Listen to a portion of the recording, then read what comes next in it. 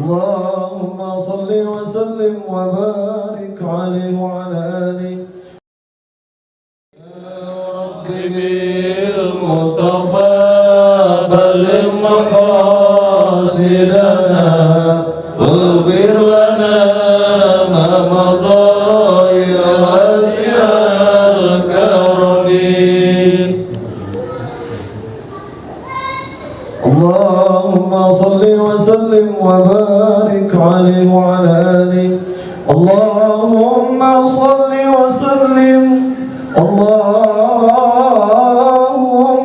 صل وسلم وزد وأدم وأنعم وتفضل وبارك بجلالك وكمالك على زين عبادك وأشرف عبادك أسعد العرب والعجم وإمام الطيبة والحرم وترجمان بلسان القدم ومعنبع العلم والحلم والحكمة والحكم أبي القاسم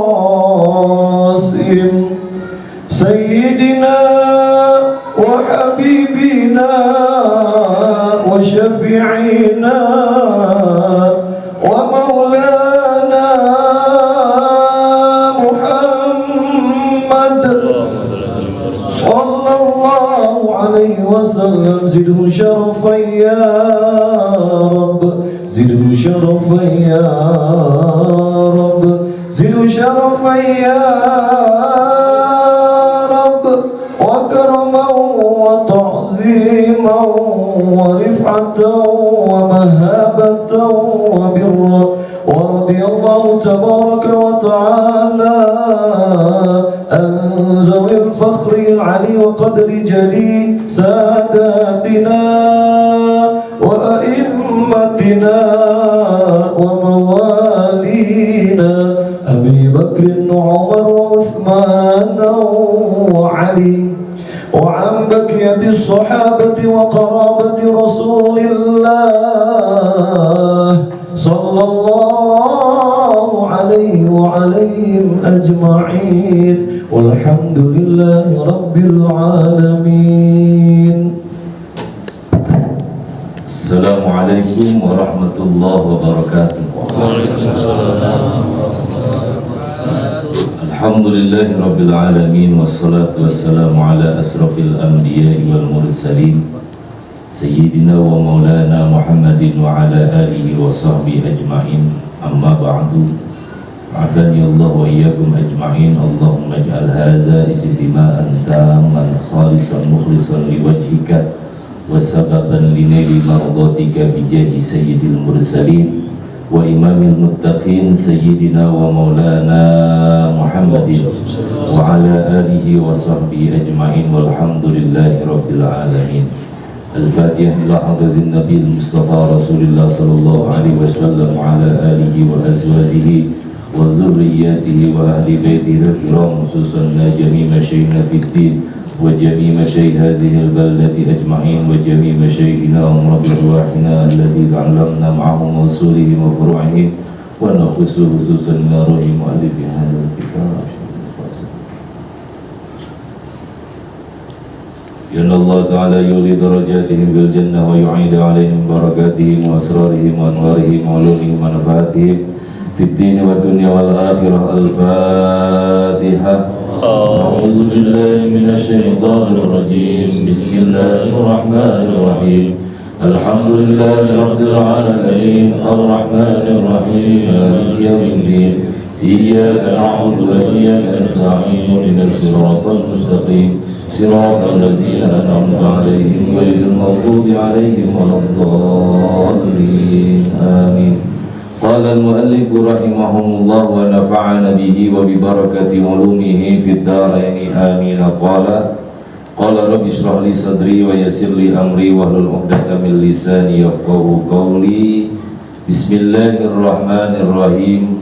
وسألني أيضا بعض الأصدقاء أن أكثر فيه أي المختصر من التقسيمات للأحكام الفقهية إلى آخر. Para jemaah yang dirahmati Allah Subhanahu wa taala, puji syukur kehadirat Allah kita senantiasa panjatkan. Alhamdulillah wa syukurillah, malam hari ini Allah takdirkan kita semuanya bertemu kembali dalam kajian rutin kitab Fathul Qarib. Sempat 2 kali pertemuan saya tidak bisa datang. Yang pertama uzur, mulai orang tua sakit tiba-tiba waktu dirawat di ICU. Yang kedua memang waktunya sudah nggak kejar, mohon maaf, mohon maklum. Dan alhamdulillah pada kesempatan malam hari ini kita bisa lanjutkan kajian kita. Mudah-mudahan kita semuanya Allah berikan istiqamah dalam kajian ta'lim ini. Salawat salam mudah-mudahan tercurahkan kepada junjungan alam Habiban al-Karim Nabi Muhammad sallallahu alaihi wasallam. Sebelum kita melanjutkan kepada bab pokok atau kitab dalam kajian fikih kitab Fathul Qarib, yakni Kitabul Ahkamit Thaharah, masih ada 1 kali lagi kita bahas tentang muqaddimah. Kita lanjutkan. Wasa'alani aidan ba'dul asdiqai, dan telah meminta kepadaku juga siapa ba'dul asdiqai, sebagian teman-teman, sahabat-sahabat. Ulama-ulama dulu begitu, bukan murid-murid, bukan ya. Teman ngaji sahabat. Kayaknya Rasulullah juga bahasanya terhadap orang-orang yang menggali ilmu dari Rasulullah namanya sahabat. Ada juga dalam fikih mazhab, dalam mazhab Syafi'i ada ashab Syafi'i. Ashab Syafi'i itu adalah murid-muridnya Imam Syafi'i gitu. Jadi bahasanya ba'dul asdiqa, teman-teman, padahal muridnya. Mereka meminta apa? An uksira fihi ay al-mukhtasari minat taqsimat. Mereka meminta kepada aku itu agar aku dalam mengarang kitab Fathul Qarib ini atau Ghayatul Ikhtisar ini banyakin pembagian-pembagian biar gampang ngajinya, gitu maksudnya. Kalau seandainya nggak dibagi-bagi susah mencernanya. Tapi kalau disebutin, dibagi nih rukun sholat ada sekian, fardu wudu ada sekian, 1, 2, 3. Nah kalau begitu insya Allah mudah. Makanya dipinta begitu, nanti ngarangnya begitu biar gampang. Makanya kalau seandainya ngaji atau belajar apa aja, kalau udah masuk ke bor papan tulis itu dikasih bagan, itu biasanya cepet ya. Dibagi 1, 2, 3, ada yang bagi 3, ada yang bagi 4, segala macam. Itu biasanya gampang mencerna. Contoh, nanti masuk ke dalam bab Thaharah, pertama akan membahas tentang air. Nah, dibagi nanti dalam kajian air itu terbagi berapa gitu, 1, 2, 3 sampai 7 macam airnya bagaimana. Terus airnya ada yang suci mensucikan, ada suci tidak mensucikan ya. Itu dibagi-bagi, gampang ngaji. Al-uksira fihi ay al-mukhtasar minat taqsimah lil ahkamil fiqhiyati, untuk hukum fikih yang nanti akan dibahas.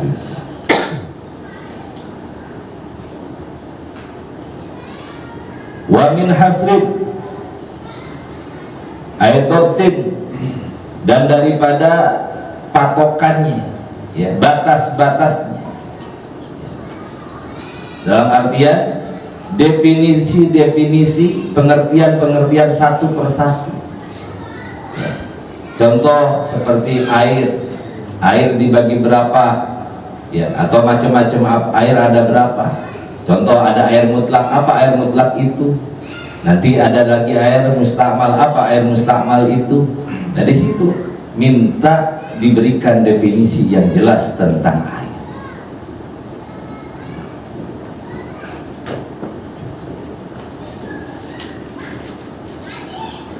Ayadoktil hisali, jadi definisi-definisi perkara-perkara al-wajibati wal mandubati wa ghairi. mana yang wajib, mana yang sunnah, atau mana yang lain, yang lain. Ada yang makruh. Di kajian fikih begitu. Makanya fikih itu kajian hukumnya, hukum syariat di awal kita bahas cuma ada 5. Ada wajib, ada sunnah, ada mubah, ada makruh, ada haram. Nggak ada bid'ah. Nggak ada kan? Nggak. Cuma 5. Itu nanti bid'ah itu baru dihukumi dengan yang 5. Ada bid'ah wajib, bid'ah sunnah, bid'ah makruh, bid'ah mubah, ada bid'ah haram. Harus tahu, kita jangan terjebak dengan kajian-kajian hukum. Makanya kudu ngaji. Kita ngaji juga selain fikih, harusnya kita ngaji usul fikih. Biasanya santri-santri pesantren ngaji usul fikih. Ya. Asalnya fikih ya dari usul fikih. Gitu. Nanti dikembangkan oleh fikih dengan dasar usul fikih, berdasarkan nanti referensi dalil-dalil yang ada, baik Al-Quran atau hadis. Ketika Al-Quran dan hadis tidak ada, maka kaidah usul fikih punya peranan.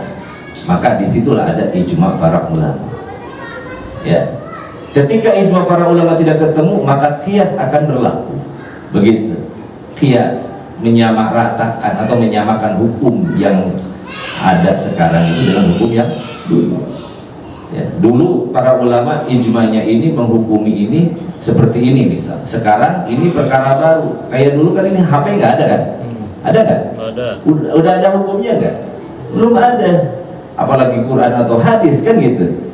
Ya, ijma ulama dulu aja, ulama mazhab nggak ada tentang masalah HP.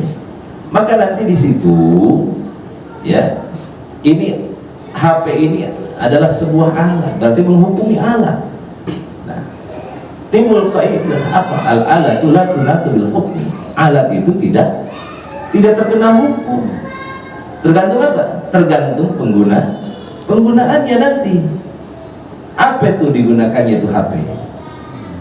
Untuk cari nafkah halal, bahkan punya HP-nya wajib, karena cari nafkahnya itu wajib. La yatimul wajib illa bihi fahuwa wajib. Gimana mau cari nafkah kalau HP-nya nggak punya? Karena alat untuk mencari nafkah harus pakai HP, misal seperti ojol dan lain sebagainya. Ya, nggak bisa. Kalau dulu ngojek mangkal, nggak punya HP nggak apa-apa. Ya sekarang zamannya udah aplikasi, harus punya, berarti punya HP-nya wajib karena nafkahnya wajib. Gitu. Tuh hukum itu. Al hukmu yaduru ma illatihi wujudan wa adaman. Jadi hukum itu berputar sesuai dengan ilatnya, kecuali hukum-hukum yang sudah jelas nasnya dalam Al-Quran haram, hadisnya haram, ini halal, ini haram. Kalau udah begitu jangan nawar lagi. Ya, sesuatu perkara yang sudah diharamkan maka sudah berarti itu perkara haram. Begitu pula sesuatu yang sudah dibolehkan sudah perbolehkan. Kecuali yang boleh itu ini bisa berubah juga hukum. Ya. Al aslu fil asya al ibahah. Asal segala sesuatu itu hukumnya dulu sebelum ada hukum, sesuatu itu semuanya halal atau boleh. Al aslu fil asya al ibahah. Nanti bagaimana? Tergantung ilatnya. Makan daging kambing boleh nggak? Boleh. Atau daging kambing halal nggak? Boleh dimakan nggak? Boleh. Asalnya boleh. Ada orang darah tinggi, kalau makan daging kambing bisa langsung koma nih. Ya. Kira-kira makannya boleh nggak? Nggak boleh. Karena kenapa? Menjerumuskan kepada kebinasaan. Nggak boleh, kata Allah. Ya, untuk menjerumuskan diri kepada jurang kebinasaan. Maka hukum membakar daging kambingnya jadi haram buat dia. Buat yang enggak, ya enggak jadi haram. Paham? Hukum rokok. Dulu zaman Nabi ada rokok enggak? Enggak ada. Jelas-jelas nggak Nabi menjelaskan tentang masalah rokok enggak? Dalam Al-Quran ada enggak? Enggak. Nah, maka ulama sepakat dengan baunya rokok, maka sepakat ulama menghukumi hukum itu makruh. Kalau makruh haram bukan? Bukan. Buktinya yang ngerokok makan bete sama jengkol. Ya. Kalau dikategorikan haram berarti makan jengkol sama bete ya haram juga, nggak boleh. Ya. Nanti bagaimana menghukumi rokok ini sendiri? Tergantung. Kalau makruh memang perkara yang tidak baik, tetapi tidak menjadikan orang itu melakukan perbuatan dosa. Tergantung nanti. Kalau seandainya dengan ngerokok justru menimbulkan penyakit, bahkan dia bisa asmanya kambuh dan sebagainya, haram dia rokok, bukan makruh lagi. Ada lagi ulama-ulama dulu, para kiai, para pemikir, ilmuwan, biasanya tuh kalau udah mikir ngaji apa segala macam, dia sambil ngerokok. Kalau nggak ngerokok katanya nggak on nih pemikirannya, gitu. Kalau orang ngerokok, wah kayaknya enak mikir tuh, nulis segala macam. Sementara dia untuk menulis karya yang bermanfaat untuk orang, ngarang kitab dan sebagainya zaman dulu, ya. Bagaimana? Ini hukumnya wajib. Maka malayati wajib illa bihi, bahwa kalau seandainya dengan tidak merokok dia tidak bisa berpikir, tidak bisa ini, berarti dengan merokoknya wajib. Jadi apalagi orang-orang yang sudah terkena candu rokok, ya. Kalau sudah nggak punya nggak merokok, pasti 2 jam itu udah oleng, ya, tidak bisa ngapa-ngapain, maka wajib merokok. Kenapa wajib? Karena rokok ini bukan perkara yang haram. Sekaligus pun perkara yang haram secara zati, ketika dalam keadaan darurat, ya, kita di suatu tempat yang di situ tidak ada makanan apa-apa, kalau ndak makan ini anjing yang ada, kita bunuh dulu, kita matiin dulu, kita makan, kita nggak bakal makan, bakal mati, maka diperbolehkan memakannya. Zatiah anjingnya halal haram? Masih halal, tapi boleh hanya untuk memakan, untuk sekedar mengambil kekuatan pada saat itu. Setelah itu halal apa haram kembali, tidak halal selamanya. Paham? Itu dari perkara zat yang haram. Ad-darurah tubihul mahzurat. Begitu. Enak kalau ngaji usul fikih itu. Luas kita wawasannya. Kembali. Jadi para murid-murid, ya, mereka meminta kepadaku untuk membagi dalam kitab Fathul Qarib ini dengan bagian-bagian biar mudah dicernanya. Terus juga bagaimana pengertian-pengertian dan definisi-definisinya agar supaya lebih paham, ya, gitu. Fa'ajabtuhu ila su'alihi, sehingga kata musannif, aku jawab, ya, aku tunaikan, aku penuhi ila su'alihi, atas permintaannya, fi dzalika, di dalam hal itu, ya, siap, kata gurunya, ya, pengarang kitab Fathul Qarib ini. Tujuannya apa? Ya, taliban lis-sawa, bukan untuk sohor-sohoran, tapi apa? Taliban lis-sawa, hanya mengharap pahala dari Allah Subhanahu wa taala, ya, taliban lis-sawabi minallahi taala. Jadi berarti beliau mengarang kitab ini dengan penuh ikhlas. Nah, kajian ikhlas ini bermacam-macam. Jadi ulama mengatur bahwasanya ada 3 tingkatan tentang ikhlas. Ikhlas yang pertama, ayya'mala liwajhillahi ta'ala la tami'an fis sawab wa la haraban minal iqam. Dia melaksanakan murni karena Allah Ta'ala, bukan mengharapkan pahala, bukan takut juga melakukan disiksa oleh Allah Subhanahu wa Ta'ala. Bukan kita itu, bukan. Kita masih mengharap pahala, baca Yasin aja mudah-mudahan apa yang kita baca Allah balas, ya enggak? Nah, itu bukan tingkatan kita. Itu tingkatan-tingkatan orang yang sudah ma'rifat kepada Allah, ya, muraqabah kepada Allah, sudah dekat hatinya kepada Allah. Pokoknya saya sholat, isolat, udah memang keperluan saya kepada Allah. Pengen pahala? Enggak pahala, ya. Udah gak ngarepin pahala, takut dosa ya, takut disiksa? Enggak. Pokoknya tugas saya itu begitu. Jadi ikhlas begitu. Nah, itu tingkatan yang paling utama. Yang kedua, tingkatan ikhlas, ayya'mala taliban lis-sawabi wa khaufan minal iqam. Ada orang ikhlas melakukan kebaikan, dia mengharapkan pahala dan takut dengan dosa, dengan siksa.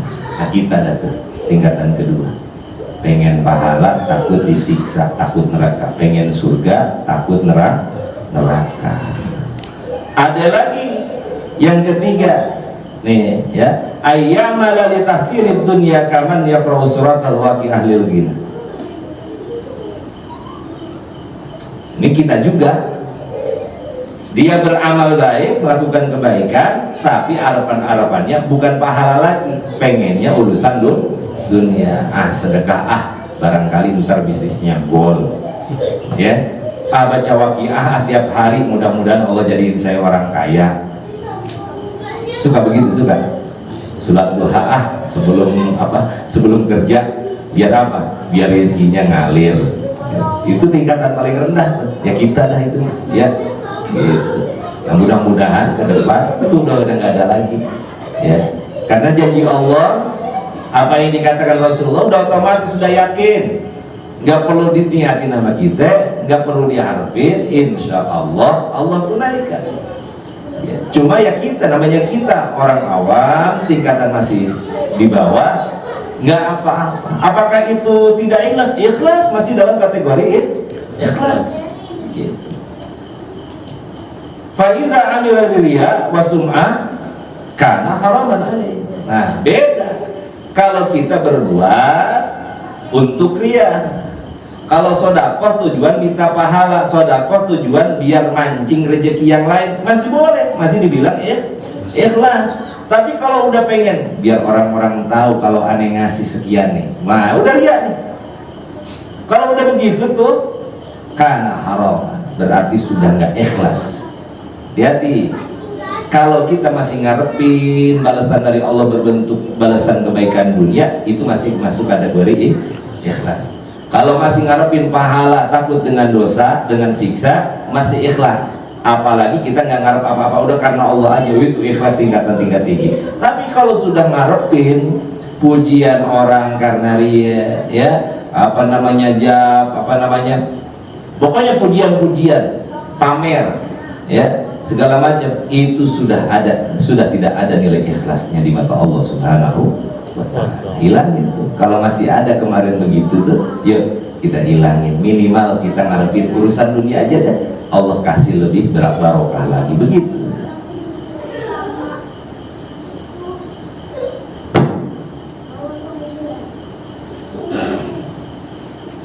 Jazaan ala tasnifi hadzal mukhtasar. Jadi sebagai balasan daripada mengarang ini mengarang kitab Fathul Qaribul Mujib. Jadi hanya taliban lisawab, radiban ilallahi subhanahu wa ta'ala fil i'anah min fadlihi ala tamami hadzal mukhtasar. Dan yang kedua, harapan pengarang kitab musannif dalam mengarang kitab Fathul Qarib ini radiban, ya. Jadi hanya dia itu mengharapkan juga sama, sa'ilah, meminta, wa mutawajjihan, dan hanya mengharap menghadap Allah Subhanahu wa Ta'ala, ya, untuk fil i'anati, fil i'anah. Jadi apa? Ini tuh karangan kitab ini yang dilakukan oleh pengarang kitab Fathul Qaribul Mujib semata-mata murni karena meminta pertolongan dari Allah Subhanahu wa Ta'ala. Bukan semata-mata ini adalah sebuah murni karyanya sendiri. Ini semua karunia yang besar dari Allah Subhanahu wa Ta'ala, min fadli. Bukan sebuah kehebatan yang dimiliki oleh pengarang kitab Fathul Qaribul Mujib, min fadlihi ala tamami hadzal mukhtasar wa fit taufiqi lis-shawabi. Dan pengarang kitab ini juga dalam rangka merealisasikan permintaan murid-muridnya itu, ya, karena beliau itu mengharapkan fit taufiq lis-shawab, taufik di sini beda dengan yang sering kita dengar taufik wal hidayah ya. Ada taufik hidayah. Jadi taufik di sini adalah khalqu qudratit ta'ati fil ibadah. Ya. Jadi taufik di sini yang biasa itu begitu tuh. Taufik hidayah.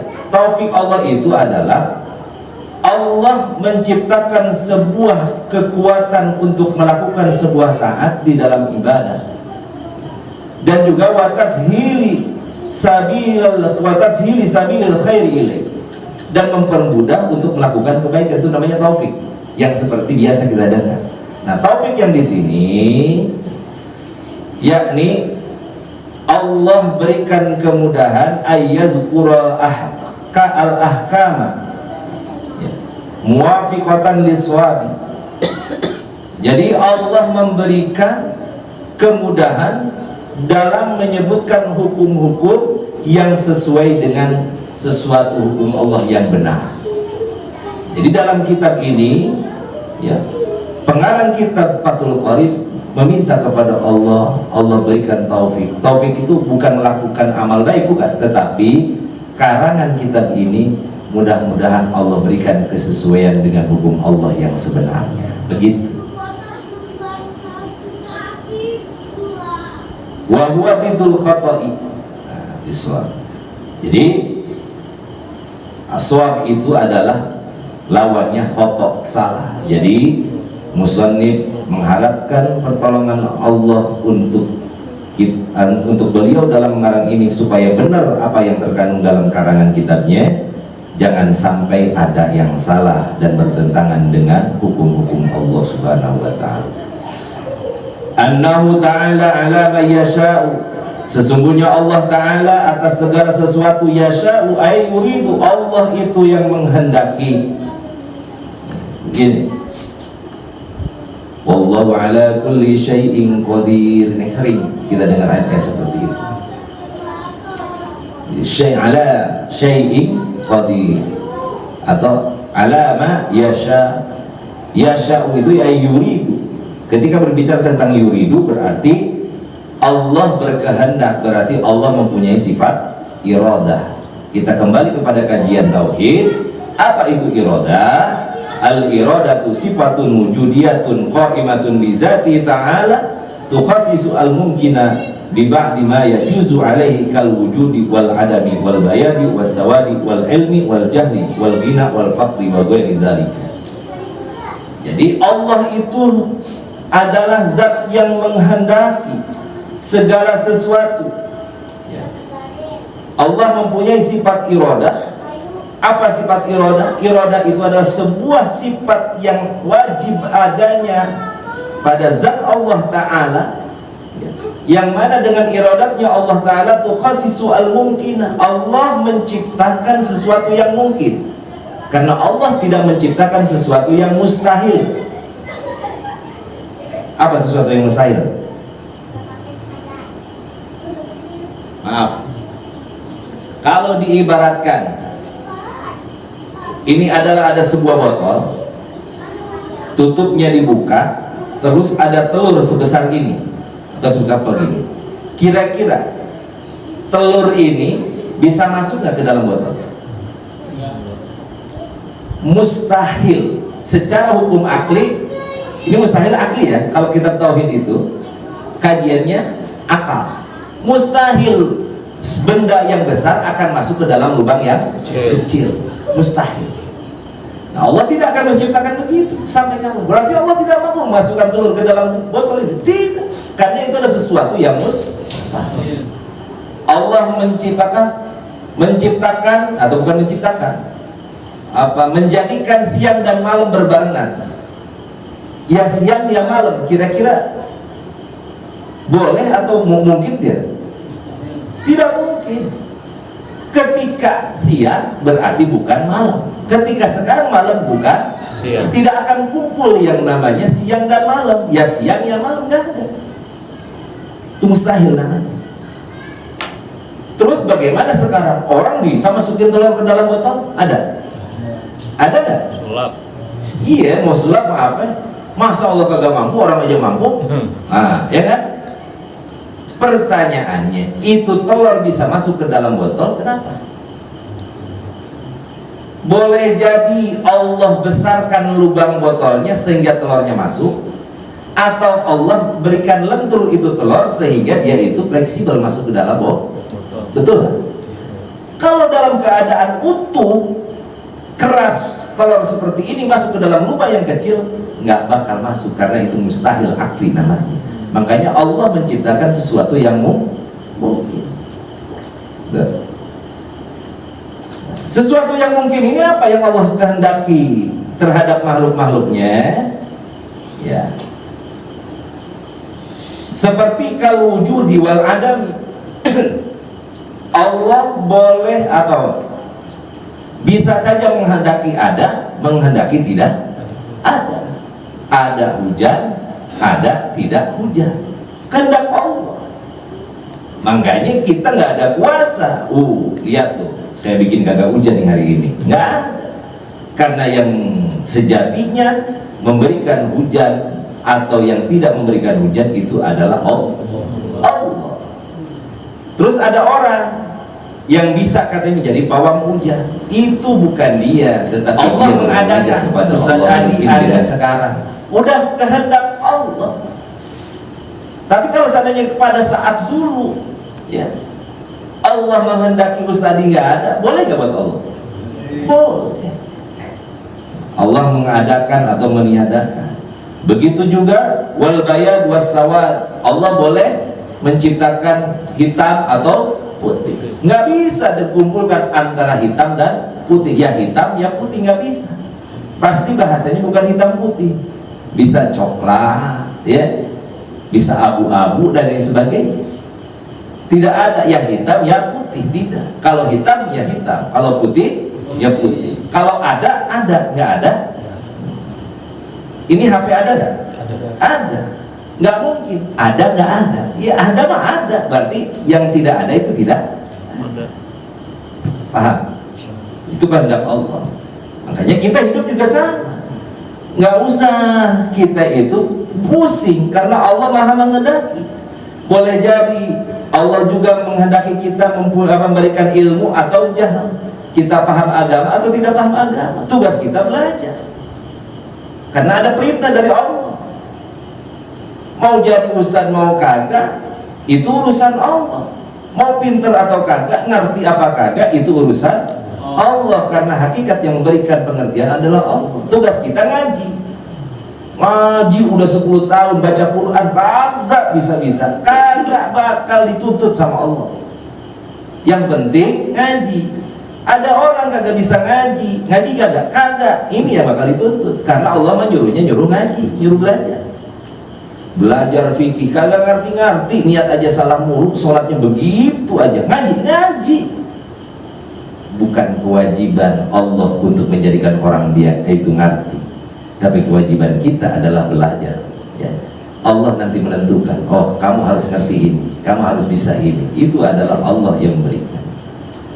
Banyak santri yang pintar ngajinya. Saya punya teman di waktu mondok di As-Salafiyah, ya santri Salafi, cuma baca kitab, di sekolah juga kagak. Dulu sekolahnya sekolah kelas terbang sama. Sekarang jadi apa? Kaprodi ilmu politik di UMJ, gelarnya udah doktor. Kalau ketemu kan kagak ngimpi begini, ya dari santri kok bisa begini.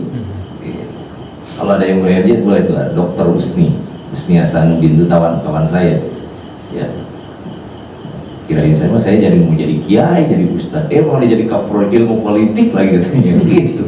Kagaknya itu kehendak Allah, terserah. Tugasnya nggak. Santri saya macam-macam tuh, ada habis keluar, ada yang jadi YouTuber, ya. Ada yang jadi ini, jadi itu. Ya udah kehendak Allah. Gitu. Yang penting dia punya bekal, bisa ngaji, bisa sholat, bisa ini. Tuh begitu. Kewajiban orang tua juga begitu. Bukan kita harus jadikan anak itu, kamu harus jadi ini ya, begini ya, nggak usah. Tugas orang tua memberikan pelajaran ilmu kepada anak seperti itu.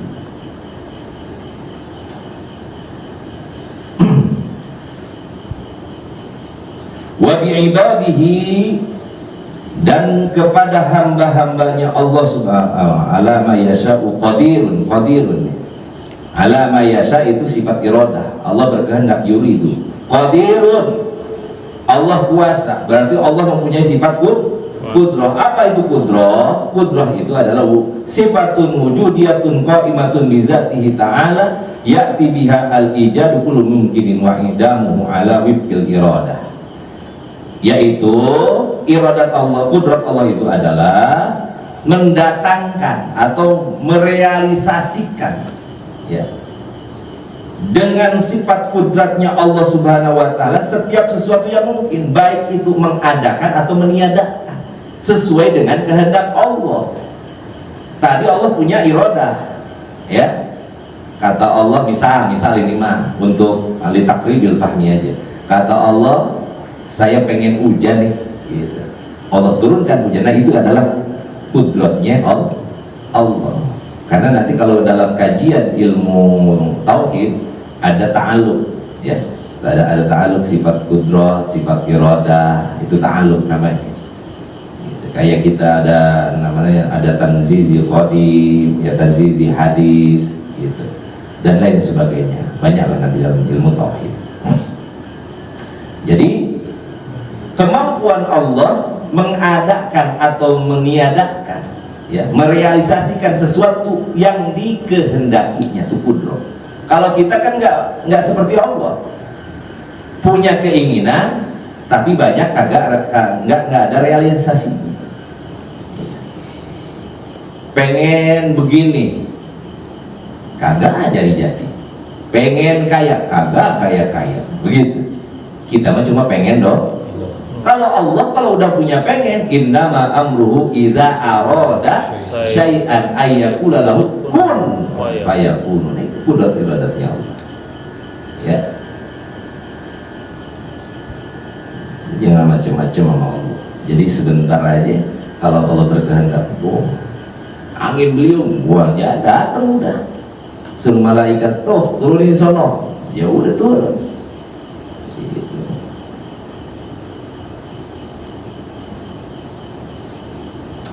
Qadirun wa bi ibadihi latifun khabirun, dan kepada hamba-hamba Allah subhanahu wa ta'ala latifun, ya, latif itu maha lembut. Saking lembutnya kadang-kadang kita orang arti, ya, latif itu pemberian Allah yang sangat rahasia, lembut Allah kasih. Kalau khabir hampir mirip maknanya, mengetahui sesuatu yang sangat detail sampai hal-hal yang tersembunyi Allah tahu. Kalau latif dengan memberikannya kepada kita, kalau khabir mengetahui.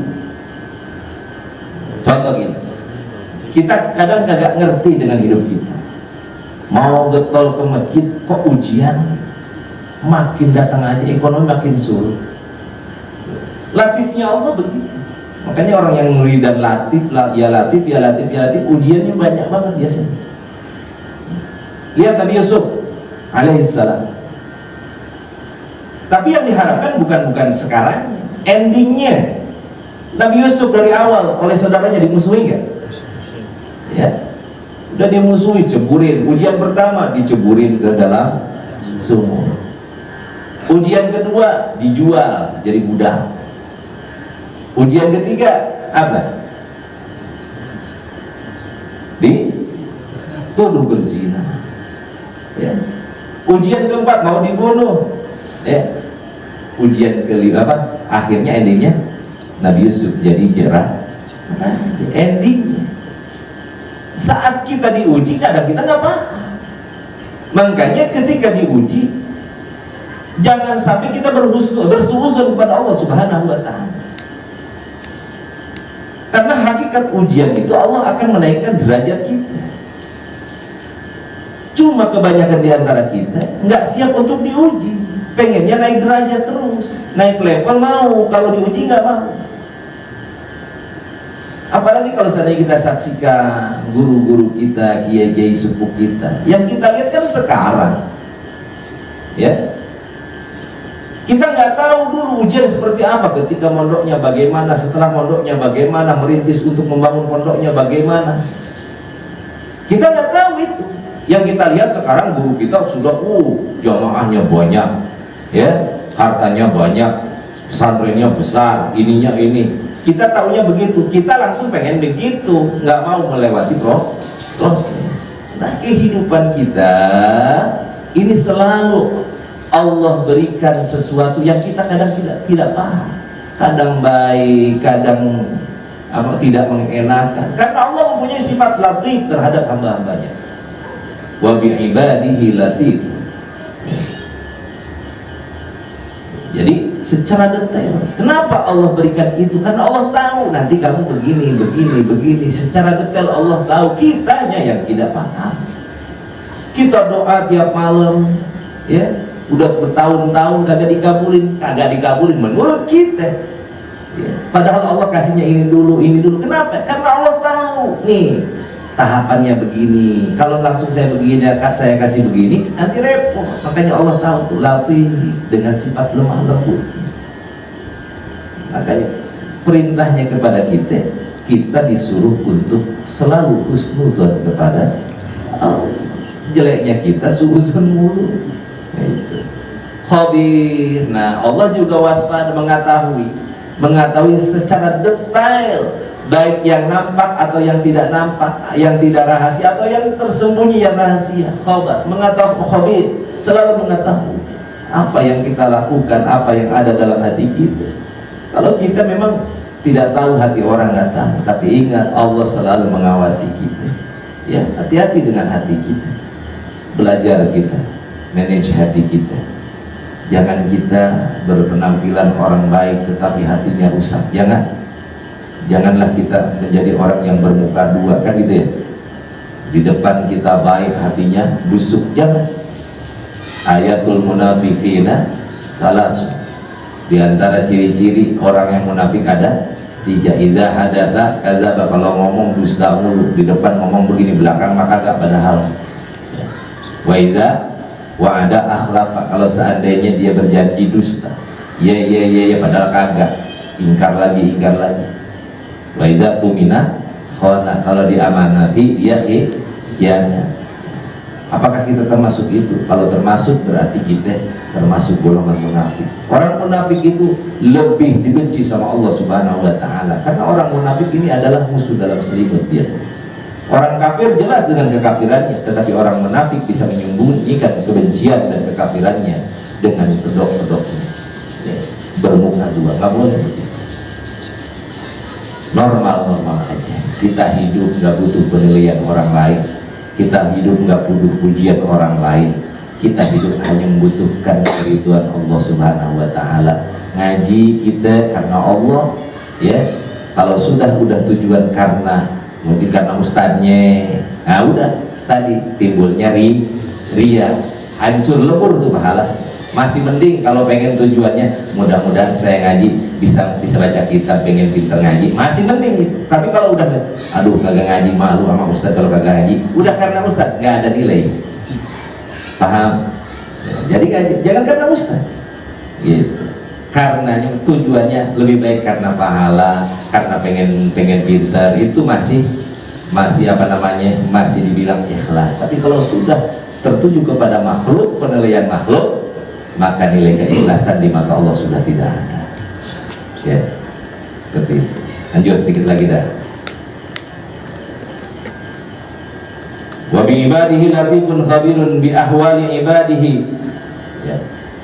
Dengan keadaan-keadaan hamba-hamba Allah Subhanahu wa taala. Jadi sesuatu apapun yang tersembunyi, yang kita sembunyikan, apa yang terbesit dalam hati kita, Allah tahu. Ya. Wal awalu muktabasun min qaulihi ta'ala Allahu latifun bi ibadihi. Lafaz latifun itu diambil dari ayat Allah Subhanahu wa taala, Allahu latifun bi ibadihi. Allah itu maha lembut kepada hamba-hambanya. Jadi memberikan segala sesuatunya sesuai dengan ilmunya Allah, ya, dengan kehendaknya Allah. Wasani ay khabir min qouli ta'ala wa huwal hakimul khabir. Ya, lafaz khabir diambil dari firman Allah wa huwal hakimul khabir, yakni Allah dialah Allah, zat yang maha hakim, maha bijaksana dan maha mengetahui. Wal latif wal khabir ismani min asmahi ta'ala. Kedua-duanya baik latif dan khabir itu diambil daripada namanya Allah Ta'ala, ya. Wa ma'nal awal al-alim bidaqaiqil umur. Yang pertama yang dilafaz latif, Allah itu zat yang maha mengetahui bidaqaiqil umur, dengan segala sesuatu perkara yang terkecil, wa muskilatiha, dan sesuatu yang susah yang tersembunyi, ya. Wa yutlaqu aidan bimana rafiq, ya. Dan dibahasakan juga lafaz latif itu dengan makna rafiqum bihi, ya, maha menemani kepada hamba-hamba Allah Ta'ala, yakni senantiasa memberikan karunia-Nya kepada kita semuanya. Walaupun kita kadang-kadang, sampai sekarang Allah kasih nikmat kepada kita, ya, kadang kecil, kadang besar, kadang kurang.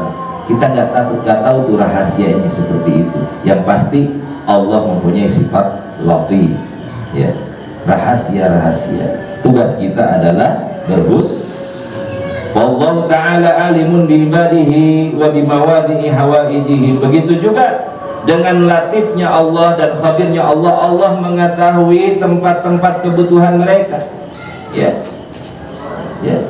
Allah tahu kebutuhan kita.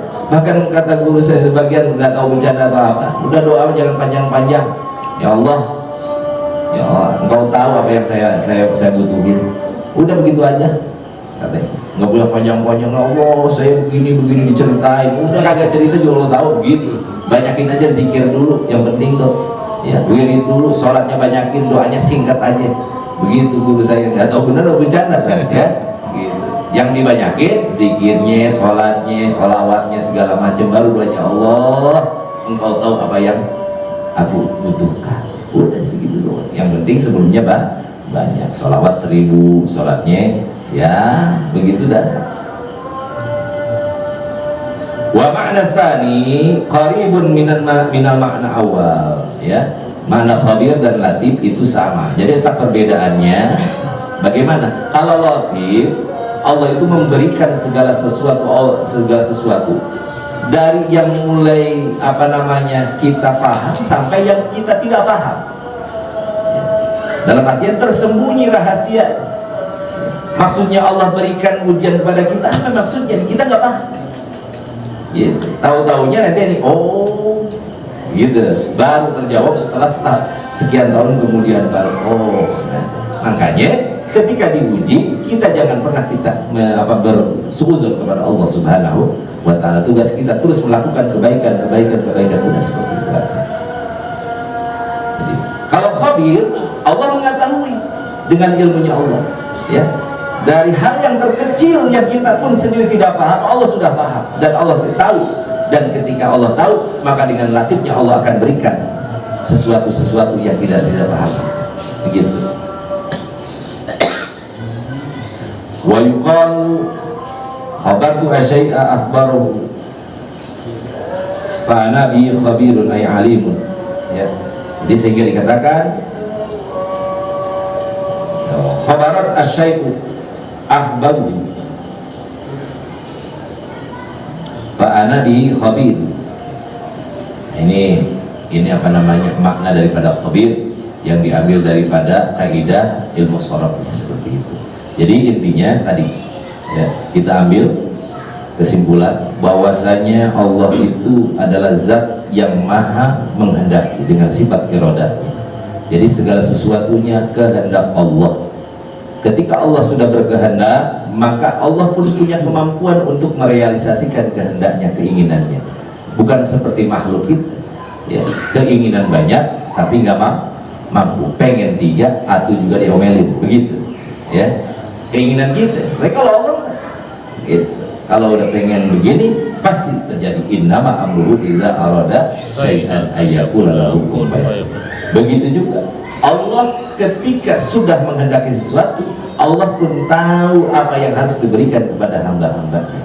Walaupun hamba-hambanya ketika diberikan oleh Allah, baik itu sesuatu yang baik atau sesuatu yang tidak baik dengan bentuk ujian, hambanya tidak tahu, tapi Allah tahu yang maslahat buat kita semuanya. karena Allah mempunyai sifat latif dan sifat khabir, mengetahui segalanya dalam kehidupan kita. Tinggal kita pakai akal logika kita, mana yang baik, mana yang buruk, bagaimana sikap yang harus kita lakukan, bagaimana kita harus bersyukuri segala bentuk yang Allah berikan kepada kita dari kebaikan-kebaikan yang Allah berikan, dan kita dituntut untuk melakukan kesabaran ketika Allah berikan ujian-ujian dalam kehidupan kita. Mudah-mudahan ada manfaatnya pertemuan kali ini. Nanti insya Allah di pertemuan yang akan datang kita akan masuk kepada kitab Ahkamut Thaharah. Qala rahimahullah ta'ala kitabu Ahkamut Thaharati wallahu a'lam bissawab.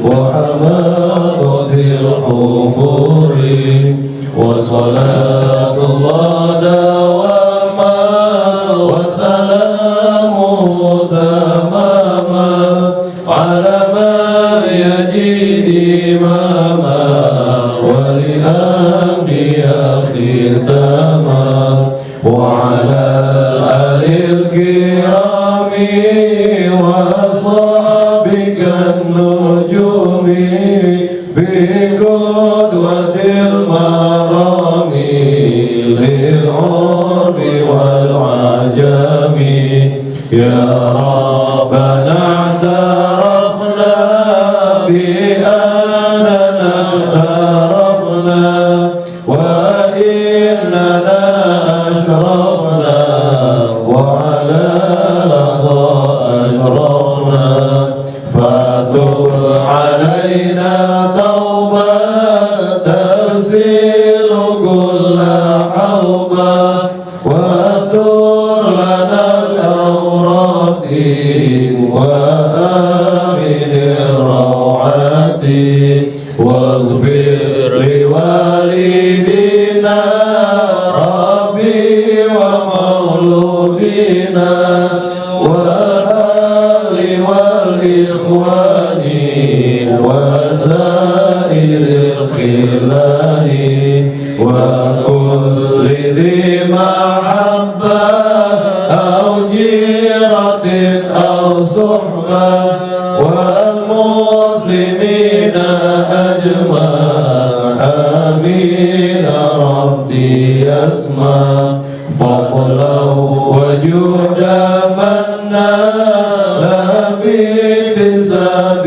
منا بالمصطفى الرسول نعظم كل سول صلى وسلم ربي عليه عد الحب وآله وصحبه عداد قصد صحبي والحمد لله في الظل والثناء والحمد لله